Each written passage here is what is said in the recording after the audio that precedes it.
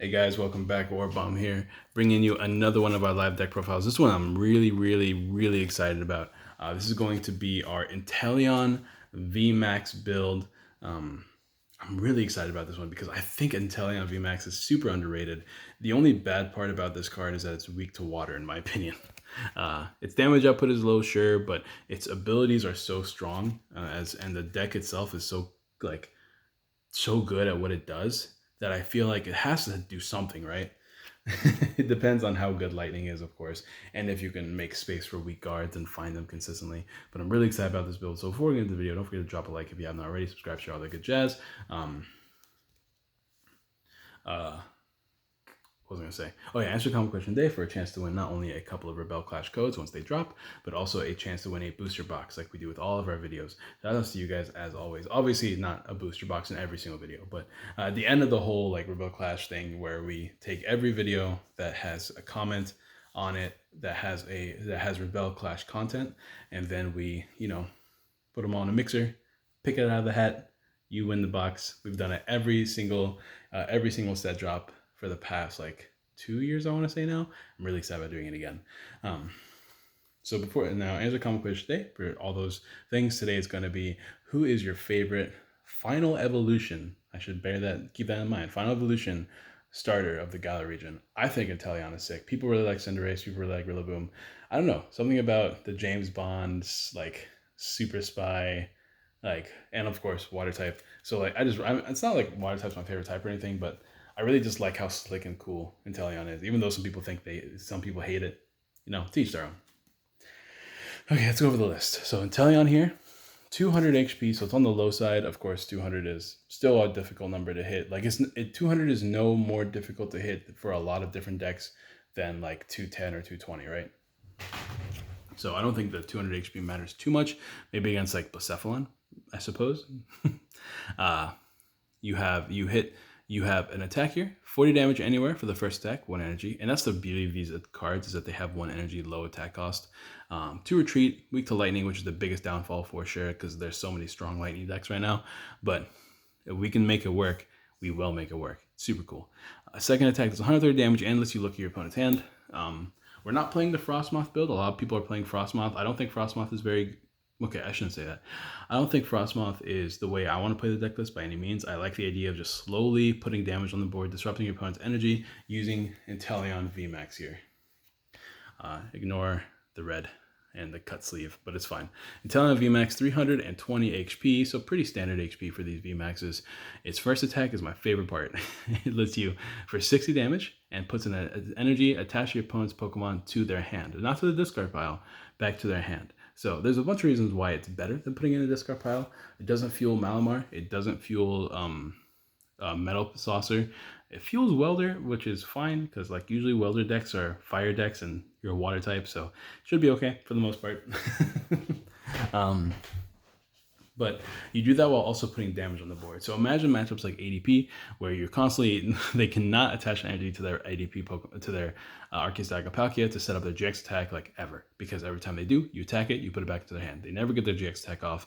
Unless they're going first, then they do get their GX attack off, but they're never able to set up more Pokemon than that unless they dump a lot of energies in the discard pile and use their 4 Metal Saucers, which is kind of difficult for them to do, to be honest, because there's only so many and then they don't even OHKO you. So it's pretty cool. I like this a lot. I like the attack a lot. Its second attack for 160 puts 60 damage anywhere on the board. It's not damage counters. It is damage, so it is blockable by Mew. But not a lot of decks are playing Mew as often as they used to. And it's really good at dealing with cards like Jirachi. We are playing the Scoop Up Net engine, as well as more nets, more super Scoop Ups in this deck to make sure that we can constantly be attacking with the Inteleon while having as much HP as possible. And since it's a 1 energy attack, the main attack that is, you are good to go. And then you can just slowly attach energies throughout the game at your own pace until you manage to hit that 160 numbers to not take big knockouts. Obviously, that 160 attack is pretty good, and in a meta that might have a lot of Oranguru sitting on the bench because the Scoop Up Net engine with Mewtwo is really strong. You hit the Oranguru twice with the 60 damage snipe, that's a knockout. You do knock out the Denes with 160, and of course you can 2-hit KO things like ADP with 160. You actually exactly 2-hit KO them, right? That's 280, yeah. Well, wait, hold on. That's 320. What am I even talking about? It's 280 if you like snipe them twice and then hit them with 160. So I guess it's more of a 3 KO. But 320 is actually good to hit because like lots of Pokemon at 320 right now. So you exactly 2 KO Pokemon. So the numbers I feel like are excellent on Inteleon for hitting those 2 KOs. It's exact numbers. So if they have any sort of healing, it's going to be very bad for you. But you're not really looking to play like a very fast, let me take knockouts to win the game. You're playing the long game. You're making sure that they can never attack you while you're constantly attacking them. So that's why I think Inteleon is super strong. I do want to give a shout out to people like Cran and other people in the Discord and just, you know, things like that. Super Scoop Up was an idea me and Steven came up with, but I had some people saying that they were talking about Super Scoop Up all like for a while now, and I was like, oh, okay, well, cool. So shout out to everybody who had this Super Scoop Up idea. But we're gonna go ahead and move on now to the next Pokemon. Everything else is kind of bench sitters and oh, there is one Pokemon in this deck that I'm not playing right now that I really want to try and really want to find space for, and that is Articuno GX. Having a water type GX attack is good, and a really strong disruptive one is Articuno, being able to discard energies from both Pokemon. So in case they got too crazy and have too many energies and you just want to dump them all at once, Articuno's your boy. There's not many other like water energy attacking GX dudes that really matter because everything has too much, it requires too much energy. So Articuno is definitely a monster, a Pokemon I want to try in this deck for sure. As far as everything else goes, just be annoying, got some Absols down, obviously. Oranguru to put supporters on top of our deck, or to draw cards on top of our deck. That's usually supporters from the Minor Report Mewtwo. Zigzagoon, because obviously 60 damage from the snipe, plus the 1 damage knocks out Jirachis. I'm only playing 1 Zigzagoon because I usually want to play 2.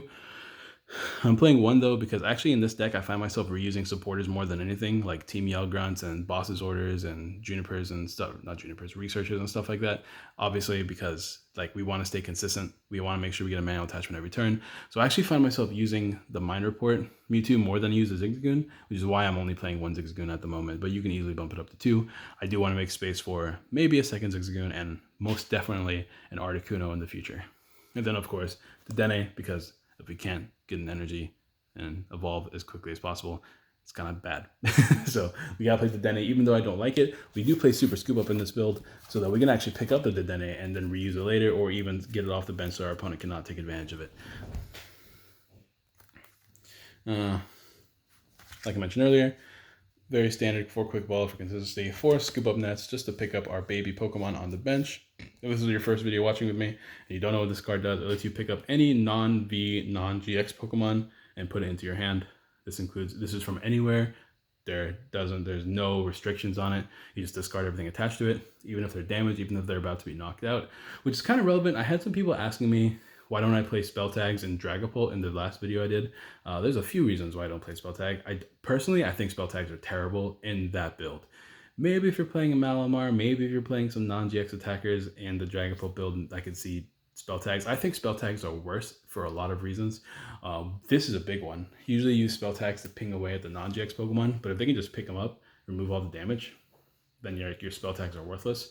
2, if your main attacker is Dragapult, and you want to play spell tags, you're only going to be getting off 1 spell tag the entire game, because whenever your first Dragapult gets knocked out, that's 3 prizes, and then your second Dragapult gets knocked out, that's the game.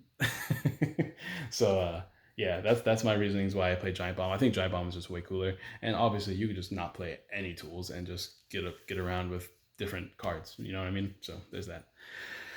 Like I mentioned earlier, we are playing 4 Super Scoop Ups just to pick up our Inteleons, evolve into another one, attach an energy, attack, continue on like that. Also helps with more scooping up options on your bench if you flip the right heads, and of course picking up the Dene is pretty big as well. We are an energy disruption deck, so in case our opponents have too many energies on board, we can just hammer those bad boys away. 2 Pokecoms gets us our evolutions, 2 switches. I like having movement, and of course 1 Great Catcher, and 2 shrines. Galar Mine is annoying. Thunder Mountain is super annoying.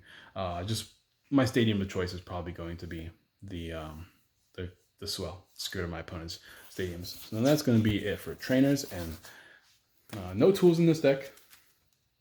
One tool I wanted to play was the only useful tool I saw was the Big Charm, just to give you 30 more HP. I just figured it wasn't really worth making space for it, so I didn't make space for it. I don't know what other tool you would want to play. Maybe you can go with the giant bombs as well in this list. It's an option, but not super consistent when you're only playing like one or two or three. So like, I'm just not playing tools. I think it's fine. 4, research, going for the full 4 Marnie. We are all about disrupting our opponent, keeping their hand size small, and not just that. 4, full Team Yellgrant. Another way to disrupt energies, if your opponent's trying to build up energies on the bench, you can get rid of their energies with Team Yellgrant and Crushing Hammer as well, so their energies are not safe anywhere.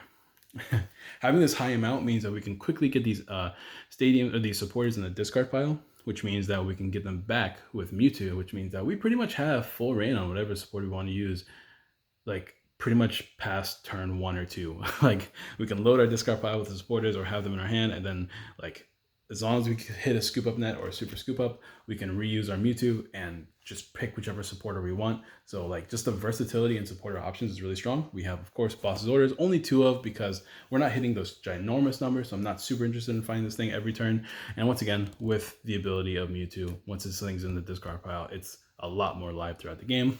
And Malolana, just, help deal with numbers. And Dragapult is a matchup that we want to be able to beat, so being able to heal up the damage that Dragapult does to us more consistently is good as well.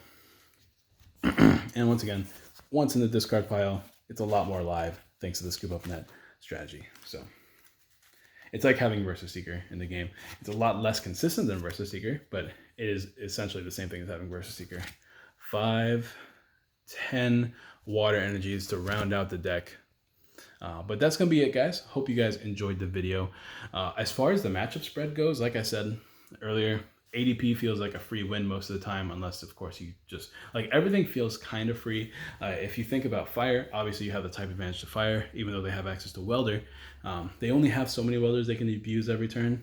You can put energies in their discard pile every turn, as well as back into their hand. They are forced to find more Welders that they want to consistently attack. You have, on top of your attack, like, say you have your 1 attack, and then you have 4 Yell Grunts and 4 Crushing Hammers. You guys already saw them earlier. And then you have access to Mewtwo. You pretty much every turn can disrupt an energy as long as you want to, right? If you're not looking to draw more cards or anything like that, you can pretty much every turn disrupt an energy in this deck. Other matchups, Lightning feels pretty bad, but once they use their first Cocoa Prism, you can potentially stop them from attacking you the rest of the game. Like, Toxtricity feels like the one that's the safest, right? Because if you can knock out the Boltund and stop the Boltund from getting too many energies on the board, or just go heavy energy disruption early game, you have a chance to win. Of course, I want to personally play Weak Guard in this list, so I don't want to drop the 10 energies because you need to find these energies, right? Maybe go down to 9 and drop the Swells, maybe some of the switches as well, because you play so many scoop up cards and Malolana. You're not going to super need to find those cards ideally, and then you can make space for like 4 weak card energies. You want to play 4 so you can find them as quickly as possible. You need to find them as quickly as possible, and then you have a much better chance in the matchup for sure, especially if it's not Toxtricity, because at least Toxtricity like can hit past your weakness, they can hit all those numbers, but like it takes a lot for them, right? So the weak card energies, definitely want to be testing against more decks to see what cards I want to cut the most, and then cut them for weak guards. I don't want to cut too many waters though, because we want to draw into those waters right away. If we don't draw into those waters, if we whiff attacks, that's really bad. So we need to be able to draw waters turn 1 at least. Might even be worth playing 2 Dedenes just so we can consistently be able to find these water energies more often. We don't have to whip the Dene either. What are some other decks? Dragapult we already talked about. Dragapult's actually super relevant because unless they play the Malamar build, you beat that matchup like almost every time. They just have to manually attach, and they don't have 1 energy attacks, they have 2 energy attacks. Or they do have 1 energy attacks, but they're not good. And if they play the Malamar build, you're putting the energies back into their hand. So they have to find ways to dump the energies every single time, which they can only do so many times, right? So, and even so, they're hitting you for 130, so you heal that with Malolana. You have scoop up nets, so they can't really put damage counters on your babies because you're just going to pick them up. You also have super scoop ups, so you have 2 Malalanas and 4 super scoop ups, which will help really. And then you have the scoop up net combo with the Mewtwo, so you have lots of ways to heal the damage off your board so they can never OHKO you. And then you're hitting 60, 60, 60, 60, 60. They have their own healing if they choose to play Malalanas, of course, so it's kind of a war of attrition. They also play the scoop up net, but once you're able to hit that 160, start taking exact knockouts on things like the Dene, start knocking out the Mallies by spreading damage with the 60 snipe, as well as Zigzagoon combos, and you have pretty much game there. I feel like that matchup is very, very winnable. Other than that, though, I mean, I'm still drawing a blank about what decks I feel like are going to be super good in the upcoming meta. Those decks always come to mind, but I am an Inteleon advocate. We'll see if I actually build this deck IRL. We'll see. I'm very excited about it, though. I can't wait to keep testing it. If it feels like Thunder is too much of a force in the meta, we just can't play this deck, assuming that Weak Guard is not good enough. But if we can make the deck good enough, maybe consistently get Weak Guard and stuff like that, then maybe we can definitely do something with this list. But that's gonna be the video, guys. Don't forget to drop a like if you have not already. Subscribe, share, all that good jazz. Join the Twitter, follow me on Twitter. Join the Discord, join the industry, and I'll see you guys next time. Peace.